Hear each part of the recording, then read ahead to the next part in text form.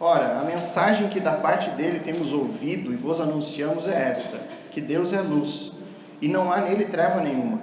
Se dissermos que mantemos comunhão com ele e andarmos nas trevas, mentimos e não praticamos a verdade.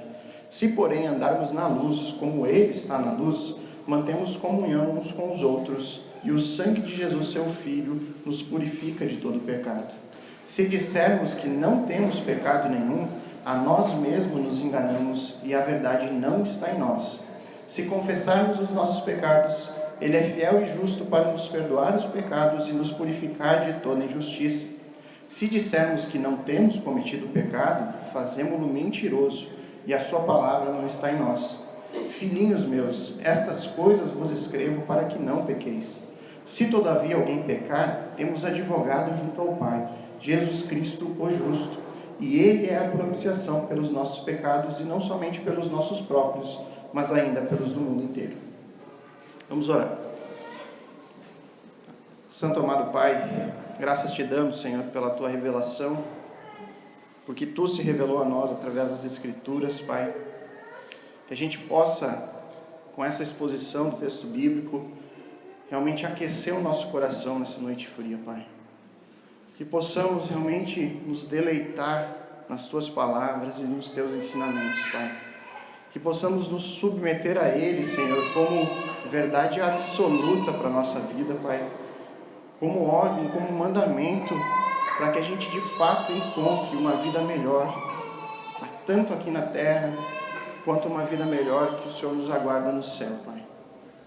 Deus, nos abençoa com o Teu Espírito para que todas as verdades serão de fato reveladas a nós aqui essa noite, Pai. Que o Senhor possa estar realmente mudando corações aqui, em nome de Cristo Jesus. Amém. Irmãos,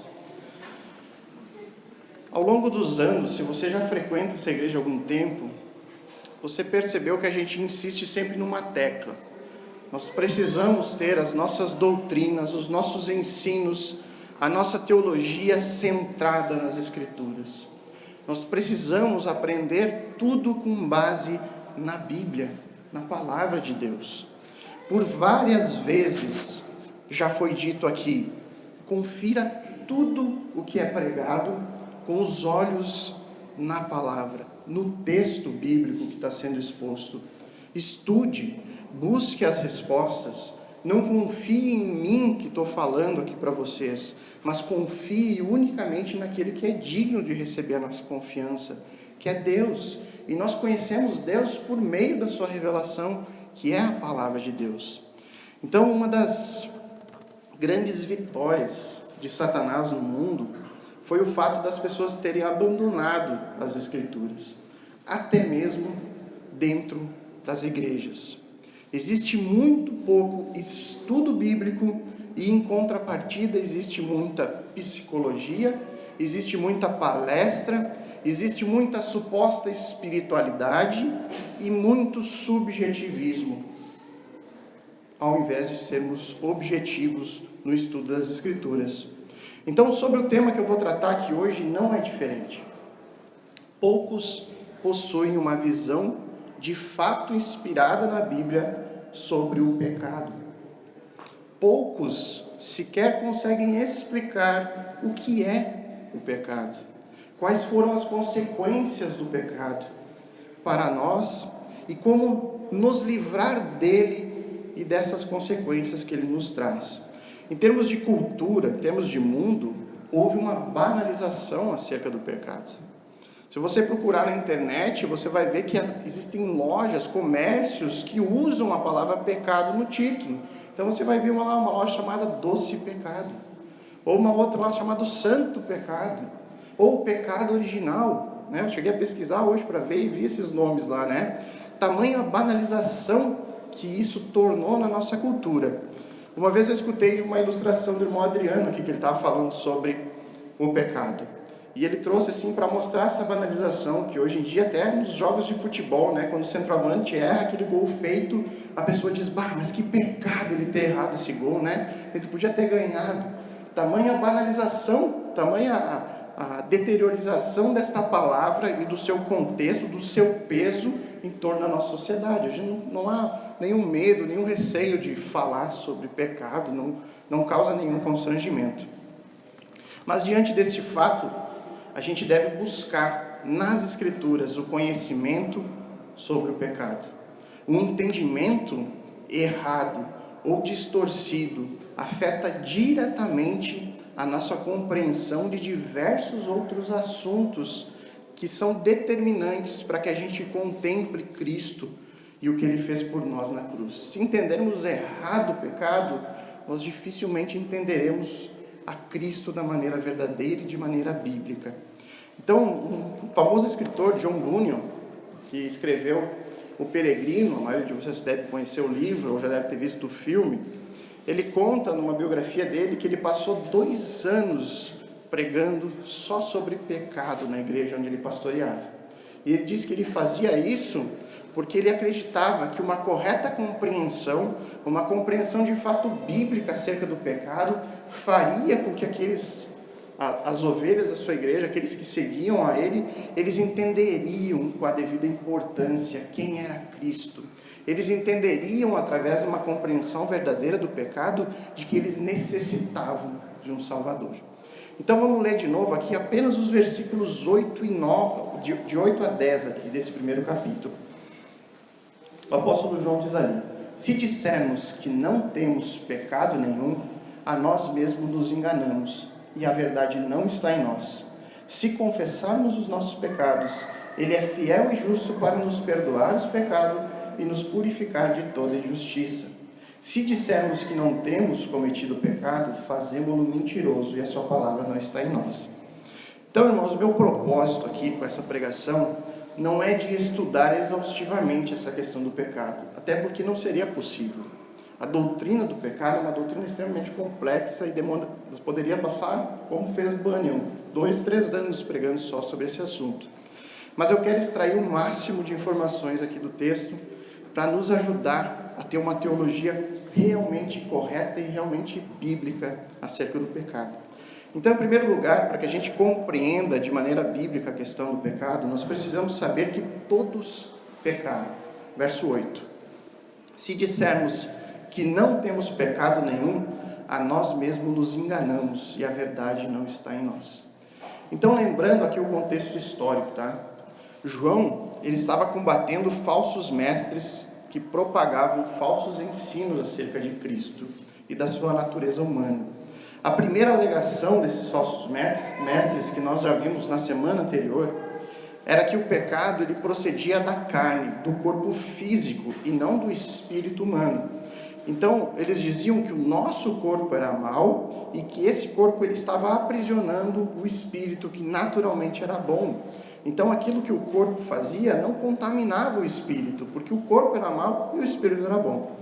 João agora vai combater um ensino ainda pior, a negação do próprio pecado.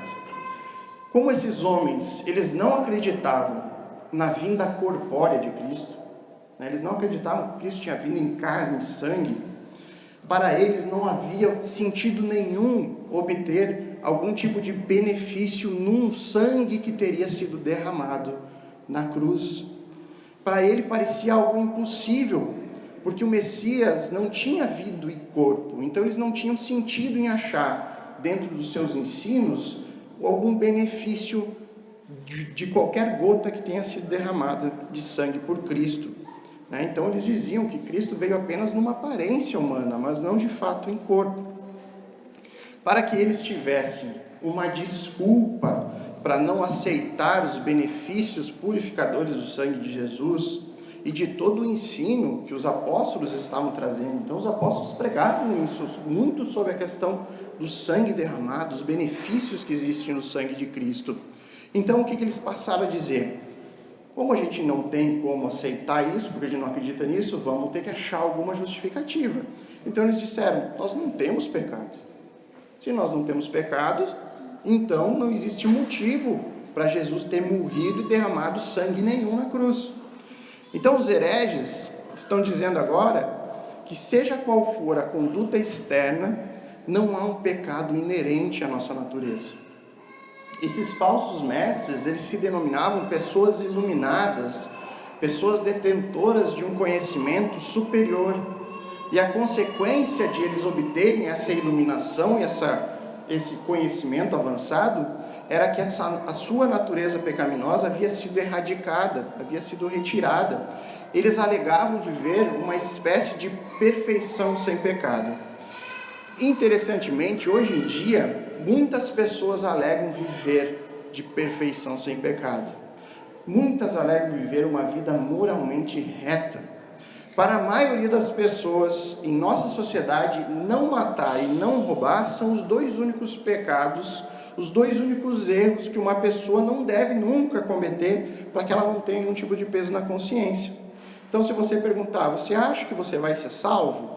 Para qualquer pessoa aí no mundo, né? Provavelmente ela vai dizer sim, eu nunca matei, eu nunca roubei, né? Essas são as justificativas delas nunca terem feito nada errado. Ou ainda ela vai dizer, eu fiz muito mais coisas boas do que eu fiz coisas ruins, então por que Deus não me salvaria? Esse é o conceito do mundo. Então as pessoas consideram pecado aquilo que elas mesmas julgam como sendo atitudes moralmente erradas. Elas criam as suas próprias listas de pecado. E para que a gente não faça a mesma coisa, para que a gente não caia no mesmo erro, para que a gente não tenha a mesma atitude, a gente precisa entender biblicamente o que é o pecado. Então eu quero mostrar um texto aqui de Paulo, Romanos 14, 23, não precisa abrir, eu vou ler aqui. Tudo o que não provém de fé é pecado. Alguns estudiosos dizem que Paulo está falando aqui não está se referindo a descrentes aqui, mas apenas a cristãos. Ele estaria dizendo que apenas o cristão, quando não faz algo pela fé, ele está pecando. Mas eu vou trazer outros ensinos, outros textos que falam sobre isso. Romanos também, em 4:20, diz que a fé glorifica a Deus. Ele diz assim, Abraão pela fé se fortaleceu dando glórias a Deus. Então a razão pela qual os atos sem fé são pecado é que eles não glorificam a Deus como alguém digno de confiança. Em 1 Coríntios 10:31, Paulo diz, portanto, quer comais, quer bebais, ou façais qualquer outra coisa, fazei tudo para a glória de Deus. O ponto é, você não consegue glorificar a Deus se você sequer confia em Deus. Então, se você não possui fé em Deus, tudo o que você for fazer na sua vida, incluindo comer e beber, você fará longe de Deus, em um estado de rebeldia, sem glorificar a Deus por isso. Hebreus 11:6 diz que sem fé é impossível agradar a Deus, pois quem dele se aproxima precisa crer que ele existe e que recompensa aqueles que o buscam. Então, portanto, à luz de todos esses textos, onde não há fé, todos os atos desagradam a Deus. Então é por isso que Agostinho disse que até as virtudes do incrédulo são pecados. Eu quero dar um exemplo que vai trazer mais peso de verdade sobre essa realidade, de que os atos de bondade humana, desconectados de fé, eles são pecado. Imagine que eu diga para Isabelle, minha filha, que ela antes de sair de casa para brincar com suas amigas, ela deve arrumar o quarto. Eu faço esse combinado com ela. Você quer sair brincar? Então antes você tem que sempre, toda manhã, arrumar o seu próprio quarto. Então ela acorda cedo, mas ela não arruma o quarto. Eu vou de maneira amorosa, mas firme, e lembro ela. Filha, nós fizemos um trato. Eu espero que você cumpra a sua parte neste trato. Ela ainda assim resiste em obedecer. Aí eu olho para ela e digo, se você quer ir brincar com suas amigas, você tem a obrigação de arrumar o seu quarto. Então ela sai brava, mas pouco depois eu vejo que ela arrumou. Ela fez o que ela tinha que fazer e saiu brincar. O fato é que ela obedeceu, é que ela fez isso, não baseado num amor por mim, ou num desejo de me obedecer. Da mesma forma, as pessoas incrédulas fazendo boas coisas, eles não fazem isso para honrar a Cristo ou obedecer às Escrituras. O que a Isabelle queria era ir logo brincar com suas amigas. E isso que motivou a sua obediência. Então, o coraçãozinho dela está errado. E é por isso que as melhores virtudes e obras humanas, quando são desconectadas de fé em Deus, elas são pecado. Porque elas não fluem de um coração amoroso e obediente ao Senhor. E isso ocorre mesmo que as ações ou os comportamentos estejam de acordo com as Escrituras. Por exemplo, você pode alimentar e vestir pessoas carentes na rua, mas se essa obra de caridade, que está de acordo com as Escrituras, que dizem que nós devemos ser generosos com aqueles que são necessitados, mas se essa atitude não fluir de um coração que está fazendo isso porque quer obedecer aquilo que Deus determinou nas Escrituras, de nada adianta. É impossível, irmãos, o homem viver uma vida de retidão sem pecado longe de Deus. Romanos 3,23 diz que todos pecaram e estão destituídos da glória de Deus. Então, através das Escrituras, e unicamente através delas, é que eu posso ter plena certeza dessa realidade. É só porque a gente estuda as Escrituras que a gente tem essa percepção acerca do pecado. De que sim, todos nós somos pecadores. Romanos 7,7 diz: que diremos então? A lei é pecado? De maneira nenhuma.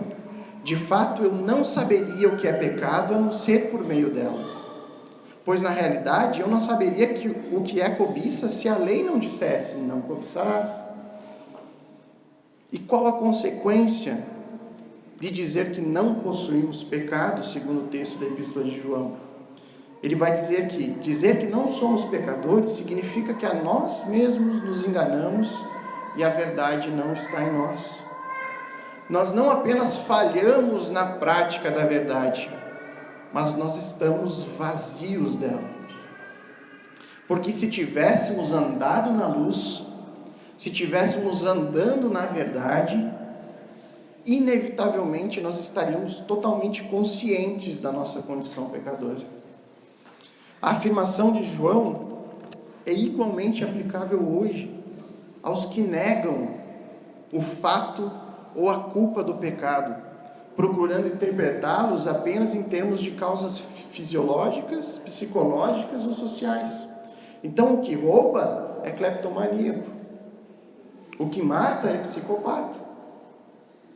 O homem que trai a sua esposa, ele trai porque isso é instintivo do homem. O homem nasceu com esse instinto animal. Então o homem, ele procura achar motivos para a maldade do homem, para o pecado inerente na nossa natureza.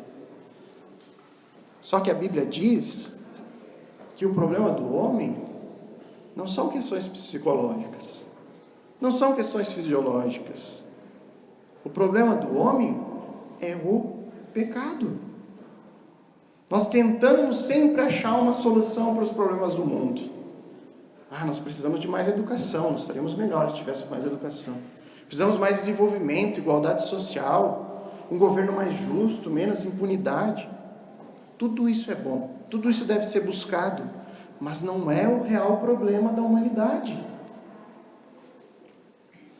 O problema real é e sempre foi o pecado. Viver longe de Deus e não fazer todas as coisas em obediência a Ele. E eu tenho visto cada vez mais igrejas engajadas com questões sociais e cada vez menos igrejas engajadas na luta contra o pecado. Cada vez mais igrejas aumentando o seu ministério de ação social, investindo mais nisso, e cada vez menos pregando sobre o pecado nos púlpitos do Brasil afora. Existe, além disso, muita ideia errada sobre o pecado. Igrejas ou que simplesmente ignoram, fecham seus olhos para todo tipo de pecado no seu meio. Não há disciplina, não há exortação, não há busca por melhorar, não há correção. Ou algumas valorizam demais alguns tipos de pecados, então se escandalizam com pecados morais, com adultério, com sexualismo, mas toleram a pornografia, a idolatria, a avareza e o adultério espiritual. Eles esquecem que qualquer ato de bondade feito longe do amor de Deus e longe da obediência a Deus constitui um pecado. E quando a gente se depara com essa dura realidade de que todos nós algum dia tomamos qualquer decisão na nossa vida e não levamos Deus em conta, não levamos Deus em consideração em nossas decisões mais simples da nossa vida, e sempre que a gente fez isso, a gente estava pecando contra Deus. Quando a gente se depara com essa realidade, quando isso entra no nosso coração, aí a gente percebe que realmente não depende de nós. Não pode depender de nós. É impossível.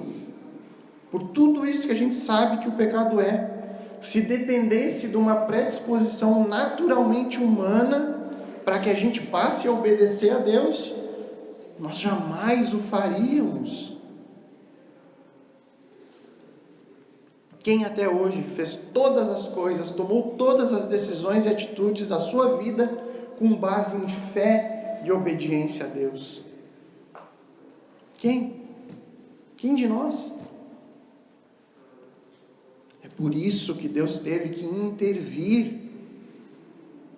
É por isso que Deus teve que vir e salvar o homem da sua própria desgraça. Porque naturalmente é impossível o homem parar de olhar para o seu próprio umbigo e erguer a sua cabeça e olhar para o céu. É impossível. Deus precisou pegar com a mão a nossa cabeça e levantar. Olhe para cima. Ele ergueu os nossos olhos para que a gente pudesse enxergar o nosso pecado e aí sim perceber a grandiosa graça e bênção que a gente recebe de Deus através de Cristo. Graças ao nosso bom Deus que nos livrou de nós mesmos, do nosso orgulho insubmisso, para que aí assim, desse jeito, a gente possa contemplar a misericórdia e o imenso amor que Deus nos amou. Porque olhando para o mundo real, para as pessoas, olhando para mim mesmo, para o meu próprio coração, fica muito claro que todos pecaram. Todos pecaram.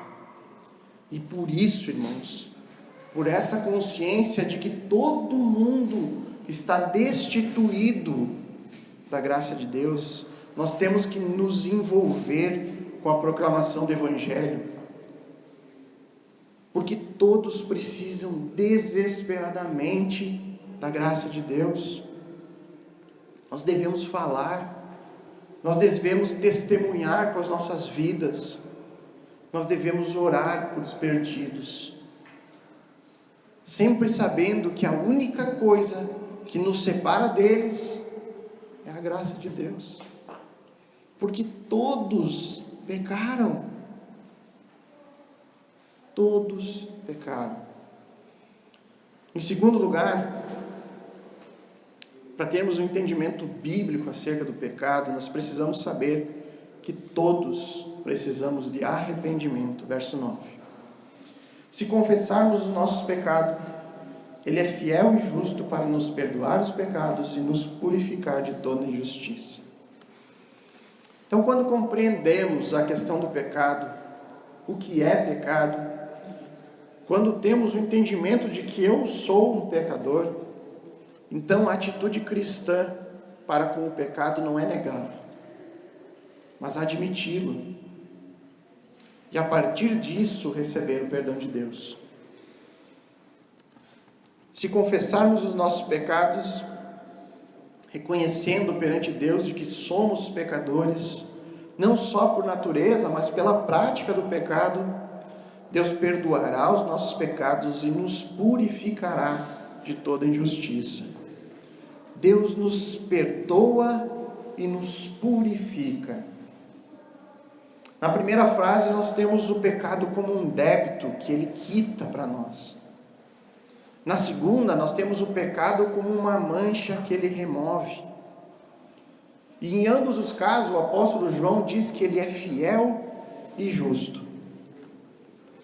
Esse perdão e essa purificação que fluem da fidelidade e da justiça de Deus tem como condição a confissão. Há muitas exortações na Bíblia sobre o perigo de a gente ocultar os nossos pecados. E por outro lado, existem muitas promessas de bênção se a gente confessar os nossos pecados. É bom que se explique que o apóstolo aqui está falando de uma confissão particular de pecados. Quando voluntariamente nós trazemos os pecados à nossa mente e confessamos diante de Deus e abandonamos esses pecados. Fazendo isso, nós obtemos perdão e purificação da parte de Deus. Então, o arrependimento bíblico envolve o confessar e o abandonar. Então, agora, eu quero ler um texto aqui, Êxodo 34:7, que diz assim: que Deus guarda a misericórdia em 1000 gerações, que perdoa a iniquidade, a transgressão e o pecado, ainda que não inocenta o culpado. Irmãos, nós temos aqui um dilema divino. Como Deus pode perdoar pecados se da mesma forma Ele não inocenta o culpado? Deus, como justo juiz, não pode simplesmente quitar o nosso débito sem cobrar nada em troca. Seria como se Deus absolvesse o culpado injustamente. Então imagine que eu sou um juiz e é trazido até mim para julgamento Hitler. Fez pouca coisa ruim, né? Então Hitler vem e confessa os seus crimes. Ele admite o genocídio, ele admite todas as barbáries que ele cometera contra os judeus. Então, com base nessa confissão de culpa dele, eu, como detetor de poder, como possuidor de poder de condenar ou absolver, como juiz, eu resolva absolver Hitler com base de que ele confessou e até mesmo se arrependeu dos seus crimes. Estaria eu sendo um juiz justo ou injusto? Injusto? Só porque ele se arrependeu, eu vou perdoar, ele tem que pagar pelo que fez. Mas não é exatamente isso que Deus faz conosco. Nos arrependemos de nossos pecados, de nossos crimes, confessamos as nossas falhas e recebemos perdão e purificação. Como Deus poderia ser fiel e justo fazendo isso? Permitindo que pessoas condenadas, culpadas, fossem simplesmente absolvidas? A resposta nos é dada por Paulo em sua carta a Romanos 3, capítulo 3, 25 e 26, que diz que Deus o ofereceu, Jesus Cristo, como sacrifício para a propiciação mediante a fé pelo seu sangue, demonstrando a sua justiça. Em sua tolerância havia deixado impunes os pecados anteriormente cometidos, mas no presente demonstrou a sua justiça, a fim de ser justo e justificador daqueles que têm fé em Deus. A resposta é que Deus é o justo e o justificador. Em nossas mentes, irmãos, a justiça está sempre associada à punição, não ao perdão. A cruz é de fato a única base moral sobre a qual Deus pode perdoar o nosso pecado. Porque na cruz, o sangue do seu Filho Jesus foi derramado para que ele pudesse ser a propiciação pelos nossos pecados. A conclusão é que o nosso crime, ele não fica impune.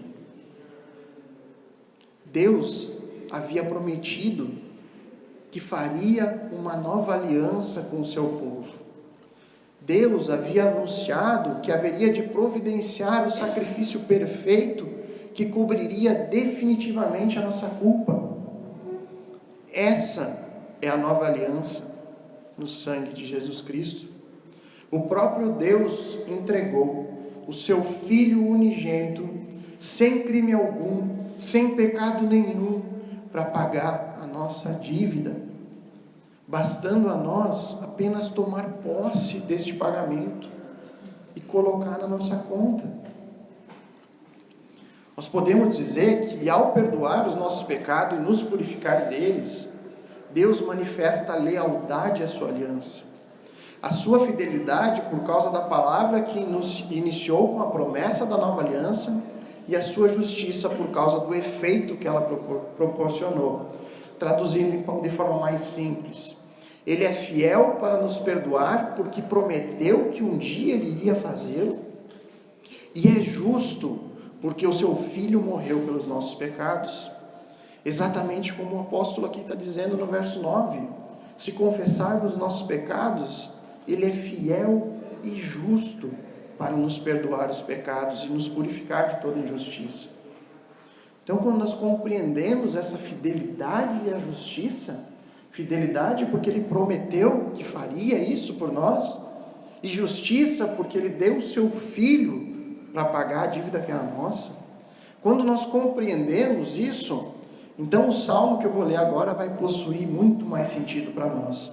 Salmo capítulo 32, de 1 a 5, ele diz assim: como é feliz aquele que tem suas transgressões perdoadas e seus pecados apagados.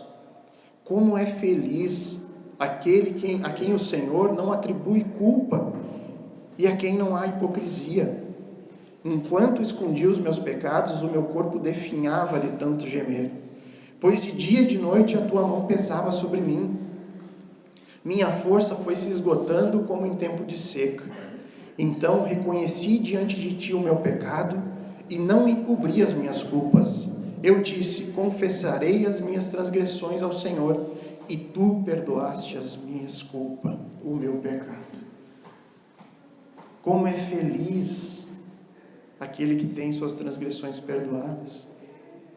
Será que eu consigo tomar posse disso que Davi está falando nesse salmo? Será que quando eu leio esse texto, eu sinto cada palavra me trazendo paz e alegria? Será que realmente eu sou feliz porque eu tive as minhas transgressões perdoadas e apagadas? Ou será que a minha felicidade está baseada em coisas que não possuem um valor eterno? Coisas que possuem um caráter temporário? Irmãos, nós somos tão miseráveis quando estamos longe da verdadeira felicidade, que muitas vezes a nossa alegria está baseada em circunstâncias do tipo: hoje está frio, né? Passo o dia triste porque hoje não está quente. Minha vida no inverno é um horror. Ou levante de manhã cedo, vê aquela chuva, meu dia começou bem, passo o dia mal-humorado porque está chovendo. Questões apenas climáticas são suficientes para retirar a minha felicidade de começar um novo dia. Ao invés de eu pensar que as misericórdias do Senhor se renovam a cada manhã, eu penso que o clima não está bom, que meu dia não vai ser tão bom porque está frio demais. Davi disse que a verdadeira felicidade é encontrada no perdão dos pecados, porque isso é a solução do maior problema que nós temos. Somente quando a gente entende que o maior problema da minha vida é a separação minha criatura do meu Criador, por conta do meu pecado, e quando eu entendo que isso foi solucionado, quando eu coloquei a minha fé em Cristo, então eu posso dizer: eu sou feliz, independente da circunstância. Aí eu posso cantar a música, não importa as circunstâncias. Eu não olho para elas, eu olho para Cristo, que é o motivo da minha real felicidade, porque o meu maior problema acabou. O maior problema que eu tinha na minha vida terminou. Agora tudo é mais fácil. Qualquer problema que apareça não é tão grande quanto o problema que eu tinha. Provérbios 28:13 diz que quem esconde os seus pecados não prospera, mas quem os confessa e quem os abandona encontra misericórdia.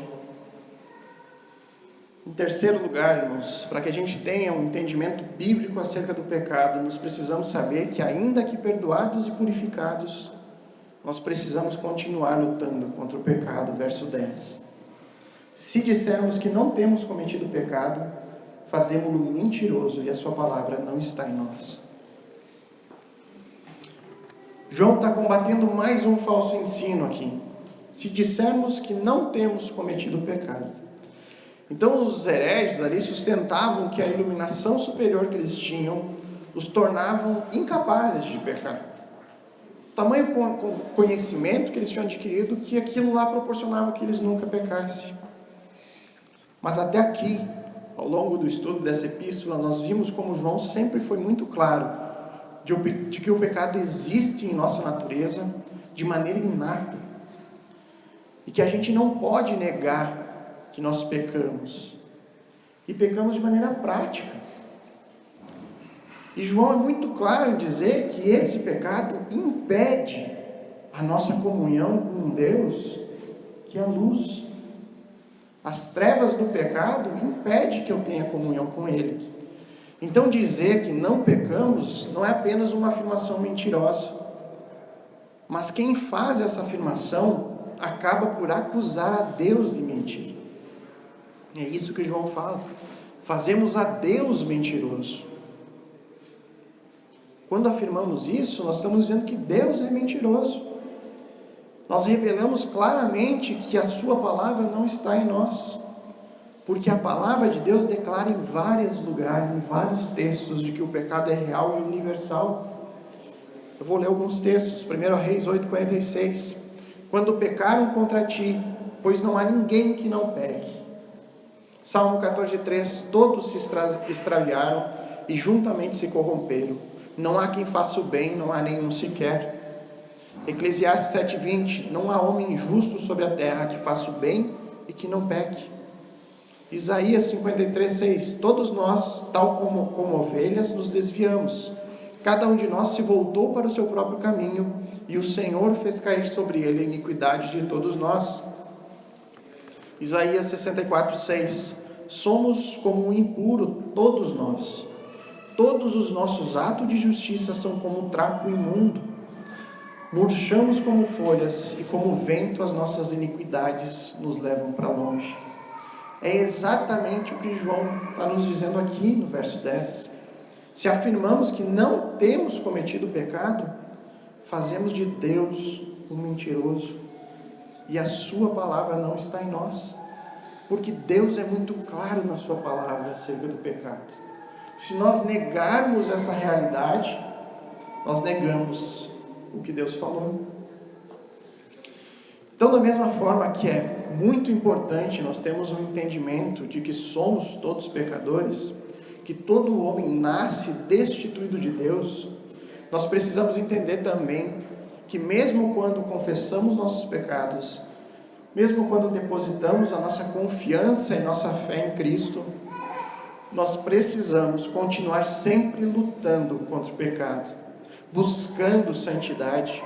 Como nós vimos na pregação semana passada, a busca por santificação e o abandono de pecados é uma das evidências de que de fato estamos andando na luz. A busca por santidade é uma evidência de que estamos no caminho certo.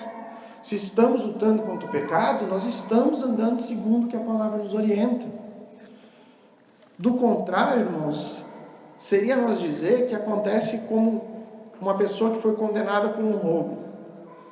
Ela ficou lá presa tantos anos quanto o juiz determinou. Então essa pessoa, quando fosse solta ao convívio da sociedade, nós teríamos a certeza de que ela nunca mais cometeria aquele mesmo crime. Porque ela já passou por aquilo, ela confessou, ela foi perdoada, ela cumpriu a sua pena. Então a gente poderia ficar tranquilo que aquele ladrão nunca mais voltaria a cometer esse crime. Que bom se fosse assim, né, irmãos?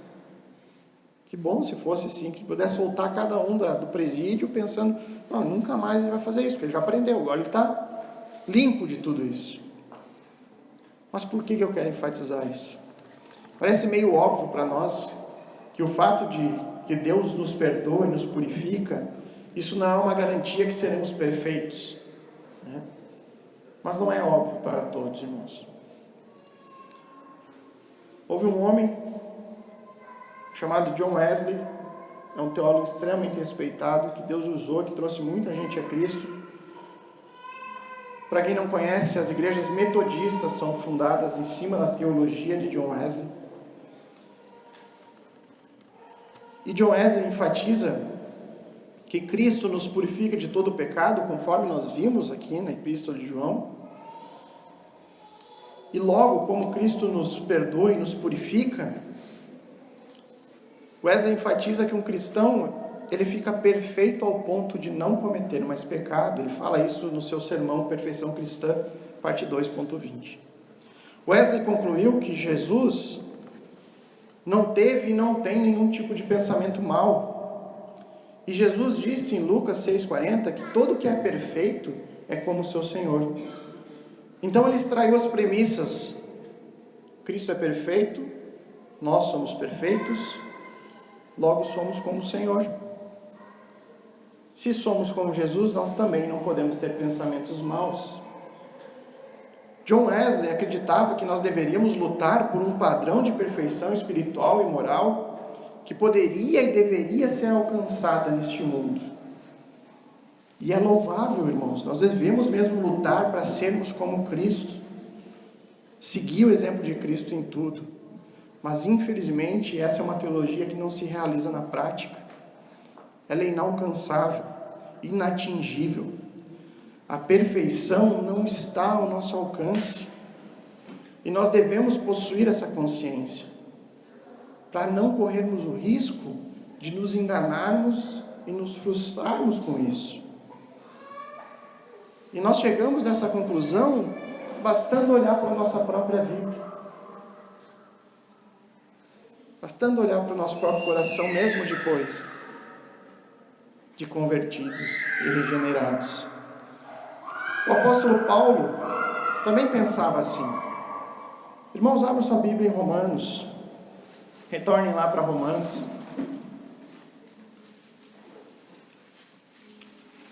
Tem os Evangelhos, Atos, Romanos. Carta de Paulo aos Romanos. Capítulo 7.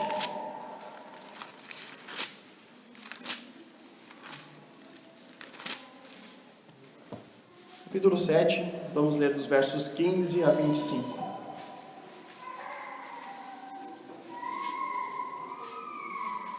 Romanos 7, de 15 a 25.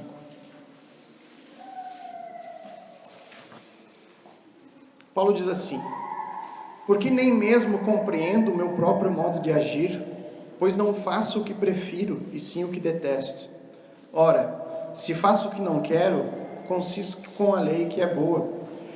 Neste caso, quem faz isso já não sou eu, mas o pecado que habita em mim. Porque eu sei que em mim, isto é, na minha carne, não habita bem nenhum, pois o querer o bem está em mim, não porém o efetuá-lo.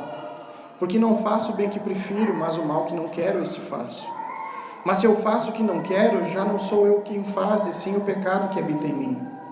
Então, ao querer fazer o bem, encontro a lei de que o mal reside em mim.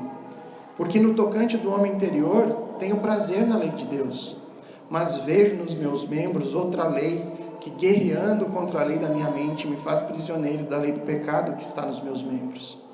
Desventurado homem que sou, quem me livrará do corpo desta morte? Graças a Deus por Cristo Jesus, nosso Senhor, de maneira que eu, de mim mesmo, com a mente, sou escravo da lei de Deus, mas segundo a carne, da lei do pecado. Muitos interpretam mal esse texto aqui de Paulo, como se ele abrisse mão da sua própria responsabilidade, sua responsabilidade pessoal por lutar contra o pecado. Paulo entendia que o seu pecado não tinha origem no seu novo coração, um coração redimido, regenerado, perdoado, purificado, mas tinha origem na sua natureza humana ainda não redimida, o qual ele ansiava pelo dia em que Cristo o transformaria de maneira definitiva. Então nós precisamos compreender, irmãos, que mesmo depois de termos recebido o perdão de Deus, e a purificação dos nossos pecados, nós precisaremos sempre prosseguir em uma guerra contra a nossa própria natureza ainda não regenerada. Uma luta que é diária e constante em busca de santidade. E eu quero destacar aqui 2 grandes erros que a gente pode cometer nessa questão do correto entendimento deste ponto do pecado. O primeiro, achar que a graça de Deus na salvação é uma carta branca para a gente viver pecando. Por saber que não depende de nós, porque é impossível para nós pararmos de pecar, ou sabendo que mesmo que a gente faça algo bom, esse bom nunca vai ser o bastante para que a gente seja salvo. Por entender que é unicamente pela graça que somos salvos, eu começo a baixar a minha guarda na luta contra o pecado. Porque eu uso de justificativa o fato de que todos somos pecadores. E que eu não consigo me livrar do pecado aqui na terra. Então, eu uso isso como uma justificativa para o meu pecado deliberado. Eu desisto de lutar. Eu começo a crer que Cristo me libertou das consequências e da condenação do pecado. E por causa disso, eu tenho liberdade para fazer o que eu quero. Uma liberdade que me leva apenas à libertinagem. O segundo erro é obedecer às leis, os mandamentos de Deus, como uma forma de tentar alcançar méritos diante dele. Esse era o erro dos fariseus na época de Jesus, o chamado legalismo. Em Mateus 23, Jesus os denuncia dizendo: ai de vós, escribas e fariseus hipócritas, porque dai o dízimo do hortelã, do endro, do cominho, e tendes negligenciado os preceitos mais importantes da lei, a justiça, a misericórdia e a fé. Então esses religiosos da época, eles guardavam a lei nos seus mínimos aspectos. É isso que Jesus está dizendo. Vocês dão o dízimo do temperinho que você planta na horta. Você vai lá e corta o dízimo e leva. Mas vocês estão esquecendo o mais importante. Vocês fazem exteriormente, mas interiormente não tem nada. Eles buscavam na lei um motivo para serem justificados. Eles achavam que Deus os aceitaria pelos seus próprios méritos. Você não pode usar a lei para ser salvo. Você não pode guardar os mandamentos como uma forma de justificação, porque ninguém faz só o que é o certo, e ninguém nunca deixa de pecar. E aqueles que tropeçam num só ponto são culpados pela lei inteira, é o que Tiago nos diz no capítulo 2, verso 10. A lei apresenta o nosso pecado, mas ela não pode nos salvar. Ela somente nos faz conscientes da nossa necessidade. Nós não guardamos a lei para sermos salvos. Pelo contrário, ao guardar a lei, nós mostramos a nós mesmos que já recebemos a salvação por meio da cruz de Cristo. À luz da cruz de Cristo e da libertação do pecado que recebemos, somos agora livres para guardar a lei. Nós não somos legalistas quando guardamos os mandamentos de Deus, porque nós não buscamos nele encontrar a vida. Pelo contrário, a lei e os mandamentos nos apresentam como temos uma vida nova em nosso coração. Nós guardamos a lei para sermos obedientes a Cristo e para anunciar que nós o amamos, por Ele ter nos resgatados. E porque nós os amamos, nós o obedecemos. É a liberdade que Ele nos dá através do amor que me leva à obediência. E não é uma obediência para alcançar favor. Então nós devemos, irmãos, ter um ensino, ter a doutrina e ter a motivação correta para vivermos uma vida verdadeiramente na luz, separados para Cristo. Isso que vai nos proteger de não cairmos numa liberdade que nos leve à libertinagem e muito menos nos levará para o legalismo, a obediência em busca de méritos. Nós somos salvos pela graça, e é a graça que nos conduz para a obediência. Então, por tudo isso que nós vimos, é que nós devemos ter um entendimento correto acerca do pecado. Nós devemos saber que todos nós pecamos, que todos precisamos de arrependimento, e que ainda que perdoados e purificados, nós precisamos continuar lutando contra o pecado. Eu gostaria que você refletisse sobre isso um pouco agora. Você se considera um pecador? Você se considera? Você crê que precisa realmente de um Salvador? E você enxerga em Cristo essa pessoa capaz de salvar? Se sua resposta é sim, deposite então a sua fé unicamente em Jesus e seja perdoado e purificado aqui e agora. Agora, se você tem dúvida, ou se você acha que você não é um pecador, então pense em que consiste essa sua convicção. Qual é a base para você acreditar que você não é um pecador? Você possui uma base sólida para isso? Ou é apenas o seu próprio orgulho que te impede de descansar na paz que Deus proporciona através de Cristo? Pense nisso agora um pouquinho.